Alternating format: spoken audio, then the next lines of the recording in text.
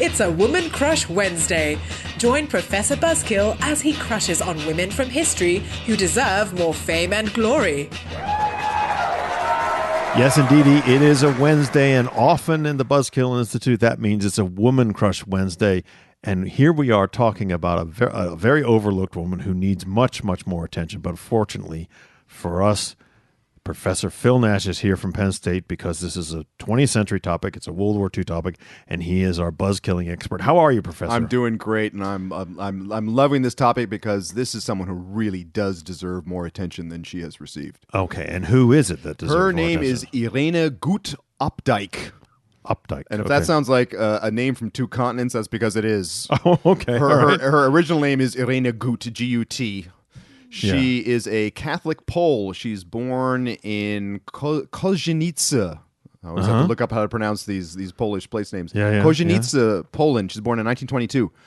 Her family moves to Radom, which is a fairly good-sized Polish city, in 1939. She enrolls in nursing school. And that 1939, of course, is when World War II breaks out and the Germans and the Soviets invade and conquer Poland.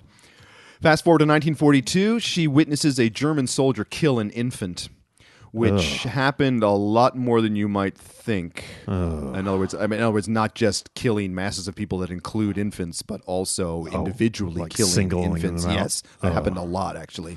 And this apparently was, according to her account, was transformative. This really shook her up and motivated her to do something. Oh, yeah, especially she's a nurse and she's... Sure. Yeah. She ends up working in a hotel kitchen for a Wehrmacht major by the name of Eduard Rügemer. Yeah. So he's not SS, he's German Army. Yeah. And right away in this position, she starts smuggling food to Jews who are in the Tarnopol ghetto. Right. This is a ghetto within German-occupied Poland. Gotcha. And of course, by this point, the Germans have invaded the Soviet Union, so all of Poland is now under German control. Gotcha. Okay. And so this is obviously way behind the front lines, but this is, the Germans have started to round up Jews and ghettoize them all across Poland and the Western Soviet Union. So these people are essentially systematically starved. So she's smuggling food to them. She then smuggles a few Jews out of the ghetto into the forest and smuggles food to them as well. So she is so she's upping her game, right? Yeah. She is getting much more involved. All of this, by the way, even smuggling food to Jews in the ghetto would get you summary execution. Right. Let's keep in mind the penalty she's risking here. She's not like looking at a fine or whatever. And she's talk about doing this right under the nose. Right. It gets better. Rügemer asks Gut to become his house. Again, her boss, right? Boss. This is a German. He's a major. He's a relatively junior officer. Asks Gut to become his housekeeper in the villa he had taken over. So he's enough of a big shot that he gets his own confiscated villa, basically, which is a pretty big property. Pretty big property, and then he brings her with him to be his housekeeper. Mm-hmm. She then sets about, and you can't make this up. This is where truth is stranger than fiction. She sets about getting in contact with individual Jews who are in hiding and moving them into his house, into his cellar. Wait! Into his house? Into his house. So the belly of the beast? Basically, in the belly of that's what I always say. It's the belly of the beast.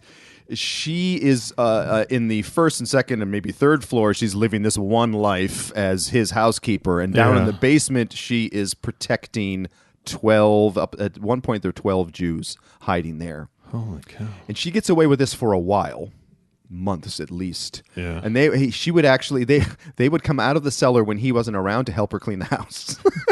Well, okay. Which is also, why not, right? But I sometimes wonder whether she might have done this because she could figure it might be actually safer for them there because who would think German to look would there? think to, that's a good question. I wonder. It is almost sort of like diabolical in its cleverness. Yeah. Right. In other words, don't hide people you think where you'd expect them to be hidden, and vice versa. Unfortunately, this was too good to last. Rügemer catches her. And then the house is a little too clean, and you realize. I forget. I've read her book, but I forgot how he caught her. But he did catch her, and then he basically blackmails her. Oh, and basically says, "You become my mistress, or I turn you in." All right. Well, we see where his motivation. Well, exactly. Now, I mean, depending on how you look at this, he deserves a little bit of credit because if anyone on the outside, the SS, for example, found out that he had found her out and not turned her in, yes, he would have been in a world of hurt. There's no question about that. Yeah. Nevertheless, he is also taking advantage of the situation and basically exploiting her. And then to her credit is she goes along. Yeah. In other words, so let's keep in mind what's going on here. This is without her consent. So that's is essentially right. This is her subjecting herself to repeated rapes in order to protect these Jews in the cellar. This is self-sacrifice. This is a a self-sacrifice that I personally cannot get my head around. No, yeah, it's amazing. Just how amazing this is. She ends up fleeing west with several of the Jews at the end of the war. Luckily for her, she ends up in the western segment of occupied Germany. So, in other words, the part occupied by the Western Allies, including the Americans. She ends up in eventually becomes West Germany. Right, exactly. She ends up in what was called a DP camp, a camp for displaced persons, which are basically Holocaust survivors, right, and other refugees. Later, she meets and marries a fellow by the name of William Opdyke, who's a UN official. He's an American who works for the United Nations. Oh, okay. And so she meets him in Germany. Meets him in Germany, and they end up getting married, and they raise a family in New York City. Wow. She, as far as I can tell, she doesn't really talk much about her story until the 1970s. Mm-hmm. And this is when I found this out, it was fascinating because I personally used to bring a Holocaust survivor to class, and he is also someone. He survived Auschwitz and also one of the death marches, which is amazing. Wow. And he kept it bottled up, went about his life, never ever talked about the Holocaust. Until about this same time, like her, he found out about this thing called Holocaust denial. Yeah, and so in other words, what they have in common is they're both sort of set off by the fact that they find out there are people publicly denying that this happened. And so she then started giving public talks. People researched her story. In 1982, she was declared a righteous among the nations by Yad Vashem. Which is a very, very important distinction. Right. This is like you've been officially sort of recognized by Israel's Holocaust commemorative institution as a non-Jew who rescued Jews, which by definition entailed great risk. Not as great of the risk as she incurred, but it's inherently a risky activity. And she's obviously one of the bravest, one of the most courageous. She then later publishes a memoir, and we'll put this on the Buzzkill bookshelf, I hope. That's right, yeah. Not published until 1999. It's called In My Hands, Memories of a Holocaust Rescuer. And it tells her story from her point of view, obviously. It's a fantastic book. So, not only a fantastic story, but a fantastic book, and I highly recommend it. She is...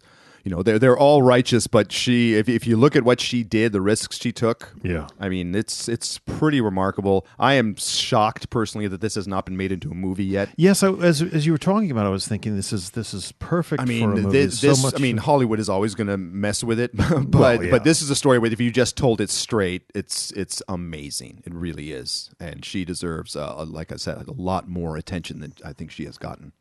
Well, there you have it, Buzzkillers. Another example of someone who deserves more historical attention and might start to get it. Talk to you next week.